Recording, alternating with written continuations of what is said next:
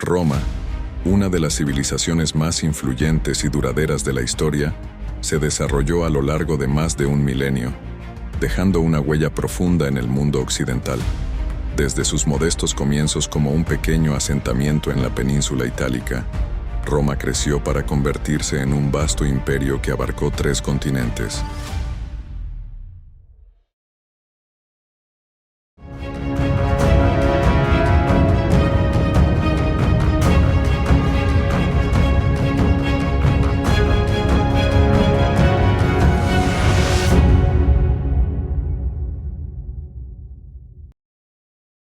La fundación de Roma está envuelta en una fascinante mezcla de mitología, leyendas y algo de historia.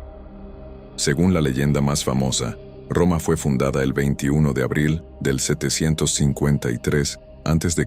por Rómulo y Remo, 2 gemelos que, según la mitología romana, eran hijos del dios Marte y de Rea Silvia, una princesa vestal de Alba Longa. Tras ser arrojados al río Tíber por órdenes del usurpador Amulio, los gemelos fueron salvados por una loba que los amamantó. Un pastor llamado Faustulo los encontró y los crió, y cuando crecieron, los hermanos descubrieron su origen, mataron a Amulio y restauraron a su abuelo Numitor en el trono de Alba Longa. Decidieron fundar una nueva ciudad en el lugar donde habían sido rescatados, pero una disputa sobre en cuál de las 7 colinas de Roma construirla llevó a que Rómulo matara a Remo, convirtiéndose en el único líder y nombrando la ciudad como Roma en su honor. Los primeros años de Roma bajo el gobierno de Rómulo fueron de rápido crecimiento. La ciudad comenzó como una comunidad de pastores y bandidos en la colina del Palatino, y para aumentar la población, Rómulo ofreció asilo a fugitivos y exiliados, convirtiendo a Roma en un refugio para todo tipo de personas. Sin embargo, Roma carecía de mujeres para garantizar su crecimiento, lo que llevó a Rómulo a organizar el famoso Rapto de las Sabinas. Durante un festival, los romanos secuestraron a mujeres sabinas, lo que provocó una guerra entre las tribus sabinas y Roma. La guerra terminó cuando las mujeres sabinas intervinieron para hacer las paces entre sus padres y esposos, y los sabinos se unieron a Roma, fortaleciendo la joven ciudad. Rómulo fue el primero de los 7 reyes legendarios que gobernaron Roma durante su periodo monárquico. Numa Pompilio, sucesor de Rómulo, estableció muchas de las instituciones religiosas de Roma. Tulio Hostilio expandió los territorios de la ciudad, mientras que Ancomarcio fundó el puerto de Ostia. Tarquinio Prisco, el primer rey de origen etrusco, introdujo importantes reformas y mejoras en la infraestructura, mientras que Servio Tulio organizó la sociedad romana en clases y construyó la primera muralla alrededor de Roma. Finalmente, Tarquinio el Soberbio, el último rey, fue derrocado debido a su gobierno tiránico, lo que llevó a la expulsión de la monarquía y el establecimiento de la república en 509 a.C. La República Romana. Después de la expulsión del último rey Tarquinio el Soberbio, en el 509 a.C., Roma estableció una república, un sistema de gobierno en el que el poder residía en manos de los ciudadanos y sus representantes elegidos. La República Romana se caracterizó por un complejo sistema de equilibrios de poder, con 2 cónsules elegidos anualmente que ejercían el poder ejecutivo y un senado que representaba la aristocracia y tenía un papel crucial en la toma de decisiones. Durante los primeros siglos de la República, Roma se expandió agresivamente por la península itálica, subyugando a las tribus vecinas y estableciendo una red de alianzas que aseguraron su dominación en la región. Un evento crucial en la historia de la República Romana fueron las Guerras Púnicas, una serie de conflictos con Cartago, una poderosa ciudad-estado en el norte de África. La más famosa de estas guerras, la Segunda Guerra Púnica, fue marcada por la invasión de Italia por Aníbal, el brillante general cartaginés, quien cruzó los Alpes con su ejército, incluidos elefantes de guerra. A pesar de las impresionantes victorias de Aníbal, Roma finalmente salió victoriosa, y en la Tercera Guerra Púnica, Roma destruyó Cartago, consolidando su poder en el Mediterráneo occidental y convirtiéndose en la potencia dominante de la región. Sin embargo, mientras Roma se expandía externamente, también enfrentaba crecientes tensiones internas. Durante el siglo II a.C., la República experimentó una serie de crisis sociales y políticas, impulsadas por la creciente desigualdad económica, la corrupción política y las luchas de poder entre las facciones aristocráticas y populares. Estas tensiones dieron lugar a varias reformas y conflictos civiles, como las reformas agrarias impulsadas por los hermanos Graco en el 133 a.C. y el 123 a.C., que buscaban redistribuir tierras a los plebeyos. La creciente polarización política culminó en una serie de guerras civiles entre facciones rivales, lideradas por figuras como Cayo Mario y Lucio Cornelio Sila, que debilitaron significativamente la República. La crisis final de la República comenzó con la ascensión de Julio César, un general y político ambicioso que desafió las normas tradicionales al cruzar el río Rubicón con su ejército en el 49 a.C., iniciando una guerra civil contra Pompeyo y el Senado. Este conflicto se enmarcó en la dinámica de los triunviratos, alianzas entre tres líderes que intentaron dominar la política romana. El primer triunvirato, una alianza no oficial entre Julio César, Pompeyo y Craso, permitió a César obtener el poder en la Galia, donde sus exitosas campañas lo convirtieron en una figura poderosa.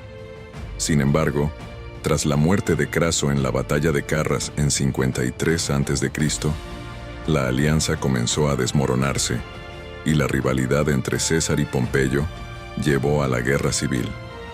Tras su victoria, César se proclamó dictador perpetuo en 44 a.C., lo que provocó su asesinato en los idus de marzo del mismo año, por un grupo de senadores que temían su creciente poder. La muerte de César no restauró la República, sino que desató una nueva ola de guerras civiles entre sus herederos y rivales. En este contexto, surgió el segundo triunvirato, una alianza oficial entre Octavio, Marco Antonio y Lépido, que tenía como objetivo vengar la muerte de César y consolidar el poder en Roma. Aunque inicialmente fue exitoso, derrotando a los asesinos de César en la batalla de Filipos en el 42 a.C., las tensiones internas entre Octavio y Marco Antonio, especialmente debido a la relación de Antonio con Cleopatra, condujeron a una guerra final. La batalla de Actium, en el 31 a.C., resultó en la derrota de Antonio y Cleopatra por Octavio, quien se convirtió en el único líder de Roma. En el 27 a.C., Octavio asumió el título de Augusto, marcando el fin de la República y el inicio del Imperio Romano. El Imperio Romano. El Imperio Romano comenzó oficialmente en el 27 a.C., cuando Octavio, tras derrotar a sus rivales y consolidar su poder, asumió el título de Augusto, convirtiéndose en el primer emperador de Roma. Este evento marcó el final de la República y el inicio de una nueva era de autocracia bajo la guía de un solo líder.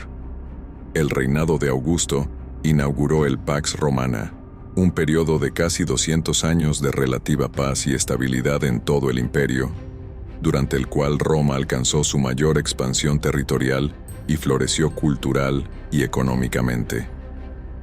Augusto implementó numerosas reformas administrativas, fiscales y militares que fortalecieron el imperio y aseguraron su perdurabilidad.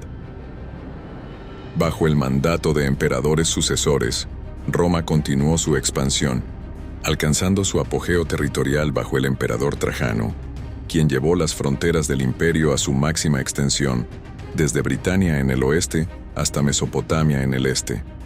Durante este tiempo, el imperio se benefició de una red de infraestructuras bien desarrolladas, como carreteras y acueductos, que facilitaban el comercio, la comunicación y el movimiento de las legiones romanas. Roma también se convirtió en un centro cultural y artístico, donde la influencia griega se fusionó con la tradición romana para crear un patrimonio duradero en la arquitectura, la literatura y las artes visuales. Sin embargo, la estabilidad del imperio no fue eterna. A partir del siglo III después de Cristo, Roma comenzó a enfrentar una serie de crisis tanto internas como externas. La crisis del siglo III fue un periodo de inestabilidad marcado por la guerra civil, la presión de invasores bárbaros en las fronteras, la inflación galopante y las epidemias.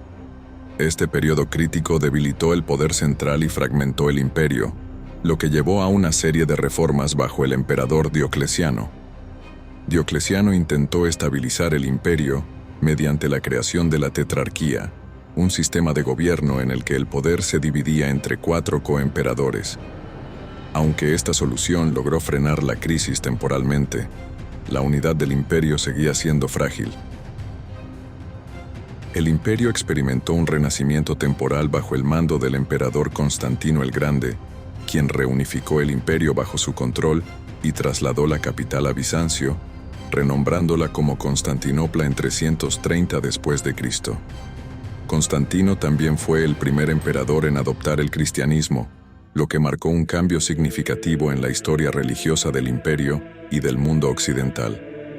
Bajo su reinado, el cristianismo comenzó a transformarse de una religión perseguida a la religión oficial del imperio, lo que tendría profundas implicaciones en la historia europea. A pesar de estos esfuerzos, el Imperio Romano de Occidente entró en un irreversible declive durante el siglo V después de Cristo. Las invasiones bárbaras, particularmente las de los godos y los hunos, debilitaron aún más el imperio, que ya sufría de una economía colapsada y un liderazgo ineficaz.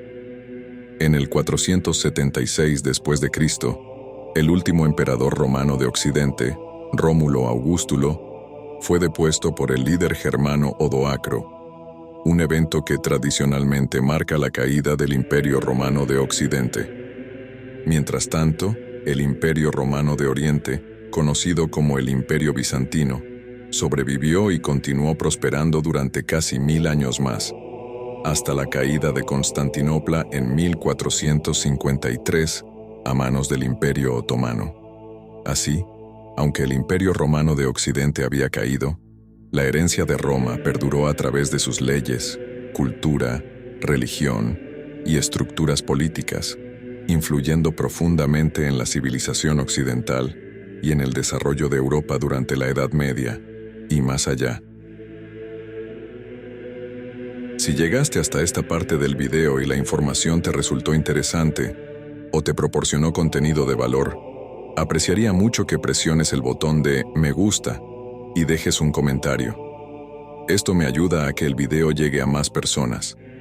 Además, no olvides suscribirte y activar la campanita para no perderte ningún nuevo video.